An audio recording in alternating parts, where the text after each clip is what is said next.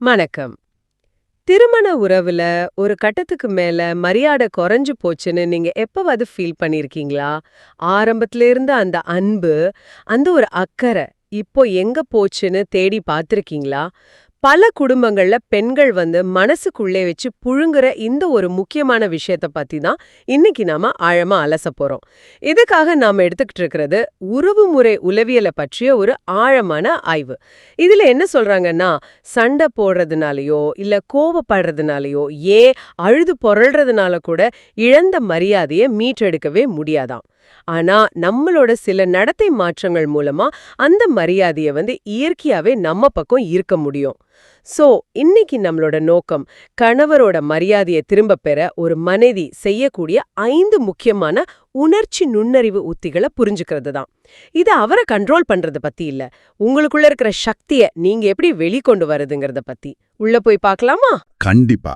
இதுல ரொம்ப சுவாரஸ்யமான விஷயம் என்னன்னா, இந்த அணுகுமுறை பழி வாங்கறதோ இல்ல பழிக்கு பழி வாங்கறதோ கிடையவே கிடையாது. இது முற்றிலும் சுயமரியாதையை மீட்டெடுப்பதை மையமாக கொண்டது. நாம் அடிக்கடி மறந்து போற ஒரு உண்மை இருக்கு. நாம தான் மத்தவங்களுக்கு நம்மள எப்படி நடத்தணும்னு சொல்லிக் கொடுக்கறோம். இந்த 5 படி ஒருத்தரோட நடத்த மாறும்போது அவங்கள சுத்தி இருக்கிற சூழ்நிலையும் தானா மாறும். அன்புங்கிறது இலவசமா கிடைக்கிற ஒரு பொருள் இல்ல. அது பரஸ்பர மதிப்பு, தகுதியின் அடிப்படையில சம்பாதிக்கப்பட வேண்டிய ஒன்று. இந்த கருத்தை இது ரொம்ப ஆழமா சொல்லுது.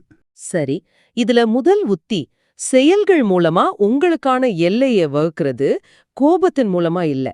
இது கேட்கவே ரொம்ப பவர்ஃபுல்லா இருக்கு. அந்த ஆய்வுல ஒரு அருமையான உதாரணம் சொல்றாங்க. கணவர் ஏதோ பேசி உங்க மனச காயப்படுத்திட்டார்னு வச்சுக்குவோம். அதுக்கடுத்த 5வது நிமிஷத்துல எதுவுமே நடக்காத மாதிரி நீங்க அவர்கிட்ட போய் காஃபி வேணுமான்னு கேக்குறத நிறுத்தணும். இது பலருக்கும் பழக்கமான ஒரு விஷயம்தான். ஆனா இதை ஏன் நிறுத்தணும்? ஏன்னா அந்த ஒரு செயல், அதாவது காயப்பட்ட பிறகும் உடனே இயல்பா சேவை செய்யறது, அது அவருக்கு ஒரு தப்பான செய்தி அனுப்புது.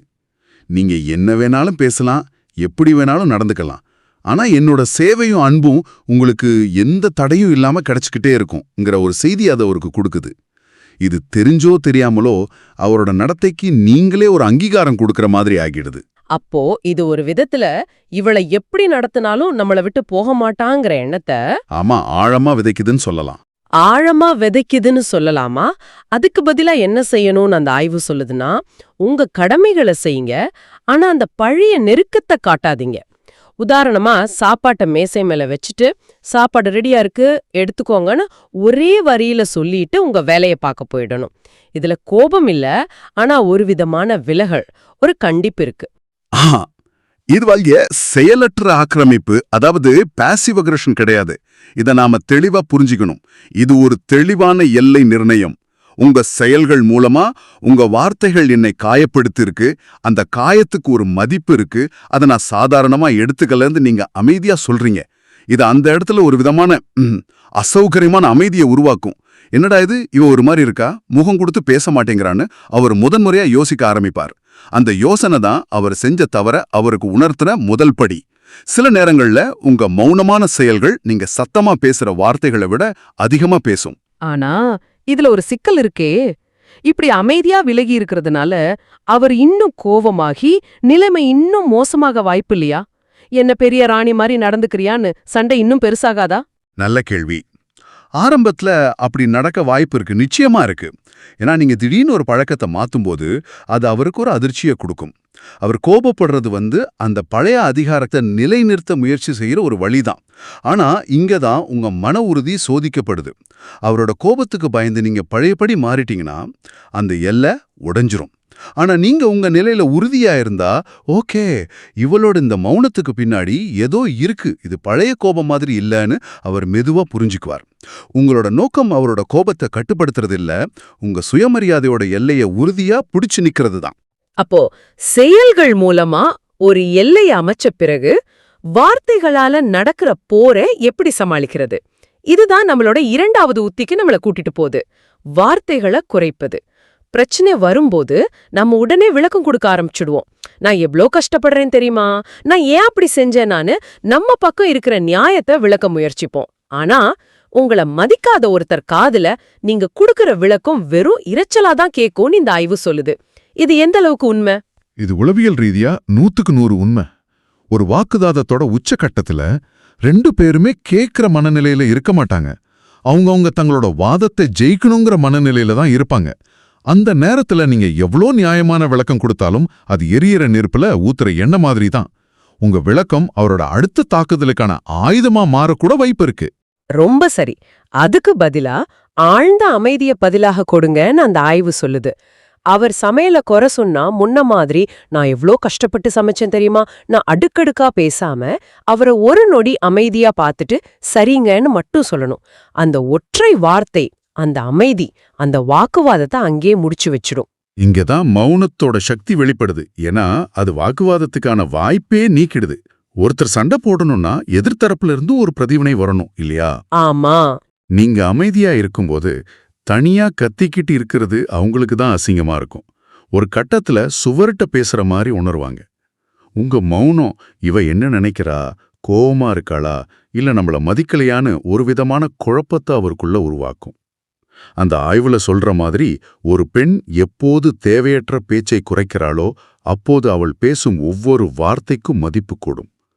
உங்க வார்த்தைகளை நீங்க விலைமதிப்பற்றதா மாத்துறீங்க. இது கேட்க நல்லா இருக்கு. ஆனா நடைமுறையில எல்லா உறவுலயும் நல்லா பேசுங்க, கம்யூனிகேட் பண்ணுங்கன்னு சொல்றாங்க. ஆனா இங்க வார்த்தைகளை குறைங்கன்னு சொல்றது ஒரு முரண்பாடா இல்லையா? அருமையான கேள்வி. இங்க நாம தெளிவுபடுத்த வேண்டியது என்னன்னா, இந்த உத்தி எல்லா நேரத்திலையும் பேசாம இருங்கன்னு சொல்லல. வாக்குவாதம் நடக்கும்போது, உணர்ச்சிகள் உச்சத்துல இருக்கும்போது வார்த்தைகளை குறைங்கன்னு தான் சொல்லுது. இது பயனுள்ள உரையாடலை நிறுத்துறது இல்ல, பயனற்ற வாக்குவாதத்தை நிறுத்துறது. பிரச்சனை முடிஞ்சு 2 பேரும் அமைதியான பிறகு நீங்க நிதானமா பேசலாம். ஆனா அந்த சூடான தருணத்துல மௌனம் காக்கிறது தான் புத்திசாலித்தனம். சரி. இந்த சுயமதிப்புங்கிற கருத்து வார்த்தைகள்ல இருந்து செயல்களுக்கு நகருது. அதுதான் நம்மளோட 3வது உத்தி. சுய தியாகத்திற்கு பதிலாக சுய கவனிப்பு. அதாவது உங்களை நீங்களே வீட்ல கடைசி நபரா நடத்தாதீங்க. கணவர் சாப்பிட்ட பிறகுதான் நான் சாப்பிடுவேன், அல்லது எல்லாரும் தூங்கின பிறகுதான் நான் தூங்குவேங்கிற மாதிரி விஷயங்கள். பல பெண்கள் இது ஒரு தியாகமா நினைக்கிறாங்க. ஆனா அந்த ஆய்வு இது தியாகம் இல்ல, இது உங்களை நீங்களே வருத்திக்கிற செயல்னு சுட்டிக்காட்டுது. ஆனா பல வருஷமா இப்படி பழகிட்டவங்களுக்கு இத மாத்திக்கிறது ஒருவித குற்ற உணர்வையும் கொடுக்காதா? நிச்சயமா கொடுக்கும். கண்டிப்பா கொடுக்கும். ஏன்னா நம்ம கலாச்சாரத்துல பெண்ணோட தியாகம் ரொம்ப உயர்வா பேசப்படுது. ஆனா நம்ம புரிஞ்சுக்க வேண்டிய ஆழமான கருத்து என்னன்னா, சுய கவனிப்புங்கிறது சுய நலம் இல்ல, அது சுய பாதுகாப்பு. ஒரு உறவுல உங்க இருப்பு மதிக்கப்படணும்னா முதல்ல நீங்க உங்க தேவைகளை மதிக்கணும். நீங்க தொடர்ந்து தியாகம் செய்யும்போது ஒரு கட்டத்துல அதுவே மத்தவங்களுக்கு உங்க மேல ஒரு எதிர்பார்ப்பா மாறிடுது. அப்புறம் அதை அவங்க உரிமையா எடுத்துக்க ஆரம்பிச்சிடுறாங்க. அப்போ நீங்க உங்களை மதிக்காத வரைக்கும் வேற யாரும் உங்களை மதிக்க மாட்டாங்கங்கிறது தான் அடிப்படை. இனிமேல் பசிச்சா சரியான நேரத்துக்கு சாப்பிடணும், உடம்பு சரியில்லையா ஓய்வெடுக்கணும். நானும் ஒரு மனுஷன், எனக்கும் பசிக்கும் எனக்கும் வலிக்கும்ங்கிறத உங்க செயல்கள் மூலமா உணர்த்தணும். ஒரு நாள் நீங்க அவருக்காக காத்திருக்காம பசிக்குதுன்னு முதல்ல சாப்பிடும்போது அந்த வீட்ல ஒரு பெரிய அதிர்வலை உருவாகும் இல்லையா? மிக சரியான வார்த்தை, அதிர்வலை. அது ஒரு பேட்டர்ன் இன்டரப்ட், ஒரு வழக்கத்தை உடைக்கிற செயல். அவர் வீட்டுக்கு வரும்போது நீங்க சோர்வா இல்லாம புத்துணர்ச்சியோட உங்களுக்கான நேரத்தை எடுத்துக்கிட்டு உங்களை நீங்க கவனிச்சுக்கிட்டு இருக்கிறத பார்க்கும்போது, ஓ, இவர் எனக்காக மட்டுமே வாழும் ஒரு இயந்திரம் இல்ல, இவளுக்கும் ஒரு தனிப்பட்ட வாழ்க்கை இருக்குங்கிற புரிதல் அவருக்குள்ள மெதுவா வர ஆரம்பிக்கும். உங்களை நீங்களே ஒரு ராணி மாதிரி பார்த்துக்கிட்டாதான் மத்தவங்களும் உங்களை அப்படி நடத்துவாங்கங்கிறது மேலோட்டமான வரி இல்ல, அது ஒரு உளவியல் சூத்திரம். உங்களை நீங்க கவனிக்க ஆரம்பிக்கும் போது உங்களுக்கான நேரம் உருவாகுது. அந்த நேரத்தை என்ன செய்யறதுங்கிறது தான் அடுத்த புள்ளிக்கு நம்மள கொண்டு வருது. 4வது உத்தி, அவரை மட்டுமே உலகமா சுத்தி வராம உங்களுக்கென்று ஒரு தனிப்பட்ட ஆளுமையை உருவாக்குவது. பல பெண்கள் கணவர் வீட்டுக்கு வர வரைக்கும் வாசலையே பார்த்துட்டு இருப்பாங்க. அவர் வந்த உடனே தான் அவங்க உலகமே இயங்க ஆரம்பிக்கும். இந்த சார்பு நிலை உறவுக்கு நல்லதா கெட்டதா? ஏன்னா மனித இயல்போட ஒரு அடிப்படை விதி என்னன்னா, ரொம்ப எளிதா கிடைக்கிற எந்த பொருளுக்கும் மதிப்பு இருக்காது. உங்க முழு கவனமும் சந்தோஷமும் நேரமும் அவரையே சார்ந்து இருக்கும்போது நீங்க அவருக்கு ரொம்ப சுலபமா கிடைச்சிடுறீங்க. இது ஒரு கட்டத்துல இவளுக்கு நம்ம தவிர வேற வேலையிலங்கிற எண்ணத்தை அவருக்கு கொடுத்துடலாம். அப்போ இதுக்கு மாற்று என்ன? உங்களுக்கென்று ஒரு தனி உலகத்தை உருவாக்குங்க. புத்தகம் படிங்க, செடி வளருங்க, ஆன்லைன்ல ஒரு கோர்ஸ் படிங்க, இல்ல உங்க தோழிகளோட பேசுங்க. அவர் வீட்டுக்கு வரும்போது நீங்க உங்க உலகத்துல மகிழ்ச்சியாகவும் மும்முரமாகவும் இருக்கணும். என்னடா இது, நம்மள கவனிக்காம அவ வேலையில மும்முரமா இருக்கான்னு அவர் யோசிக்கிற அந்த நொடிதான் உங்களுக்கான மரியாதை திரும்ப ஆரம்பிக்கிற புள்ளி. இது ஒரு தரத்துல பிளேயிங் ஹார்ட் டு கெட் மாதிரியா? இல்ல. அதுக்கும் இதுக்கும் ஒரு முக்கியமான வித்தியாசம் இருக்கு. பிளேயிங் ஹார்ட் டு கெட்ங்கிறது ஒரு நடிப்பு. ஆனா இங்க நாம சொல்றது உண்மையிலேயே பீயிங் ஹார்ட் டு கெட். ஏன்னா நீங்க உண்மையிலேயே உங்க வாழ்க்கையில மும்முரமா இருக்கிறீங்க. அது ஒரு நடிப்பு இல்ல, அது உங்க உண்மையான ஆளுமை. நீங்க ஒரு தனி மனுஷியா உங்க திறமைகளோட உங்க ஆர்வங்களோட நிமிர்ந்து நிற்கும்போது அந்த ஆளுமைக்கு மரியாதை தானாகவே வரும். உங்க சந்தோஷம் அவரை சார்ந்து இல்லைன்னு அவர் உணரும்போது உங்க உறவுல ஒரு புதிய சமநிலை உருவாகும். சரி, நாம இதுவரைக்கும் செயல்கள், வார்த்தைகள், சுய கவனிப்பு, தனிப்பட்ட உலகம்னு பார்த்துட்டோம். கடைசியா 5வது உத்தி, உணர்ச்சிகளை கையாளுவது. குறிப்பா கண்ணீரை ஒரு கருவியாக பயன்படுத்தாமல் இருப்பது. இது ரொம்ப முக்கியமானதும் அதே சமயம் உணர்ச்சிகரமானதும் கூட. பொம்பளை அழுதா ஆம்பளைங்க தாங்க மாட்டாங்கன்னு ஒரு காலத்துல சொல்லுவாங்க. ஆனா இப்போ நிலைமை அப்படியா இருக்கா? அந்த ஆய்வுப்படி இப்போ நிலைமை தலைகீழா மாறிடுச்சு. ஒவ்வொரு சின்ன விஷயத்துக்கும் நீங்க அழும்போது உங்க கண்ணீரோட மதிப்பு குறைஞ்சு போயிடுது. அதோட தாக்கம் நீர்த்து போயிடுது. ஒரு கட்டத்துல ச்சே, இவ எப்ப பார்த்தாலும் அழுதுகிட்டே இருக்கா, இது ஒரு தொல்லைங்கிற எரிச்சல் தான் அவருக்கு வரும். உங்க உண்மையான வழி கூட அவருக்கு ஒரு நாடகமா தெரிய ஆரம்பிச்சிடும். அப்போ எவ்ளோ பெரிய சண்டை வந்தாலும், அவர் எவ்ளோ மனசு கஷ்டப்படுற மாதிரி பேசினாலும் அவர் முன்னாடி அழவே கூடாதா? இது நம்மளோட உண்மையான உணர்ச்சிகளை அடக்குற மாதிரி ஆகாதா? இது மனசுக்குள்ளேயே வச்சுக்கிறதுனால மன அழுத்தம் அதிகமாகாதா? ரொம்ப முக்கியமான கேள்வி. இங்கேயும் ஒரு நுணுக்கமான வேறுபாடு இருக்கு. இந்த உத்தி நீங்க அழவே கூடாது, உங்க உணர்ச்சிகளை அடக்கணும்னு சொல்லல. அவர் முன்னாடி அந்த சண்டையின் உச்சக்கட்டத்துல கண்ணீரை ஒரு ஆயுதமா பயன்படுத்தாதீங்கன்னு தான் சொல்லுது. உங்க உணர்ச்சிகளின் கட்டுப்பாட்டை நீங்க கையில வச்சிருக்கும் போது மத்தவங்களால உங்களை எளிதா காயப்படுத்த முடியாது. உங்க பார்வையில நீங்க பேசுற வார்த்தை என்ன உடைச்சிடாது, ஏன்னா நான் யாருன்னு எனக்கு தெரியுங்கிற ஒரு விதமான மன வலிமை தெரியணும். நீங்க அழணும்னு தோணுச்சுன்னா தனியா இருக்கும்போது அழுங்க. இல்ல நம்பிக்கையான ஒரு தோழிகிட்ட உங்க வலியை பகிர்ந்து அழுங்க. அது ஆரோக்கியமானது. ஆனா ஒரு வாக்குவாதத்தை நிறுத்தவோ இல்ல ஜெயிக்கவோ கண்ணீரை பயன்படுத்தும் போது அது உங்களை ஒரு பலவீனமான இடத்துல நிறுத்திடுது. மரியாதையை அழுது சாதிக்க முடியாது, அது உங்க குணம் மற்றும் நடத்தையால தான் சாதிக்க முடியும். அப்போ நாம இன்னைக்கு பார்த்த இந்த 5 உத்திகளும் செயல்கள் மூலமா எல்லை வகுக்கிறது, வார்த்தைகளை குறைக்கிறது, சுய கவனிப்புக்கு முக்கியத்துவம் கொடுக்கறது, தனி உலகத்தை உருவாக்குறது, அப்புறம் கண்ணீரை தவிர்ப்பது, இது எல்லாமே ஒரே ஒரு மைய கருத்தை சுத்தி தான் வருது. அதாவது உங்க கணவரை மாத்த முயற்சி பண்றதை விட உங்களை நீங்க மாத்திக்கிறதுல கவனம் செலுத்துறது.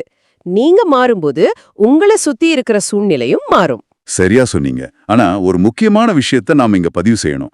இந்த உத்திகள் எல்லாமே காலப்போக்குல மரியாதை குறைஞ்சு போன உறவுகளுக்கு பொருந்தும். ஆனா வன்முறை இருக்கிற, அதாவது உடல் ரீதியாகவோ அல்லது மன ரீதியாகவும் துன்புறுத்தல் இருக்கிற உறவுகளுக்கு இது தீர்வு கிடையாது. அந்த மாதிரி சூழ்நிலையில தொழில்முறை உதவியையும் பாதுகாப்பையும் தான் நாடணும். அதை நம்ம தெளிவுபடுத்திடணும். ஆமாம், அது மிக மிக அவசியம். கணவருக்கு கோபத்தையோ அல்லது அதிர்ச்சியை கூட ஏற்படுத்தலாம். என்ன இவ இவ்வளவு மாறிட்டான்னு அவர் நினைக்கலாம். ஆனா நீங்க உறுதியா இருக்கும் பொழுது போக போக இவ பழைய ஆள் இல்ல, இவளை இனிமே அலட்சியப்படுத்த முடியாதுங்கிறத அவர் புரிஞ்சுக்குவார். நீங்க ஒரு மனைவியா மட்டும் இல்லாம ஒரு தனிப்பட்ட ஆளுமையா மதிக்கப்படணும்னா அதுக்கேத்த சுயமரியாதையோட நீங்க நடந்துக்கணும். வாழ்க்கைங்கிறது வாழ்வதற்கு, அது அடுத்தவங்க கால்ல போட்டு மிதிக்கிறதுக்கு இல்ல. அருமையா சொன்னீங்க. இந்த உரையாடல் பலருக்கும் ஒரு புதிய பார்வையை தந்திருக்கும்னு நம்புறேன். இறுதியா உங்களுக்காக ஒரு சிந்தனை. ஒருத்தர் தன்னைத்தானே மாத்திக்கிட்டு தனக்கான மரியாதையை தானே உருவாக்கி கொள்ளும்போது அது அந்த உறவின் மற்றவரையும் தானாகவே ஒரு நல்ல விதத்துல மாற தூண்டுகிறதா, அல்லது அந்த உறவின் உண்மையான அடித்தளம் எவ்வளவு பலவீனமானது என்பதை கேள்விக்குள்ளாக்கி அந்த உறவை காப்பாற்ற முடியுமா முடியாதா என்ற உண்மையை வெளிச்சம் போட்டு காட்டுகிறதா? இதை பத்தி யோசிச்சு பாருங்க.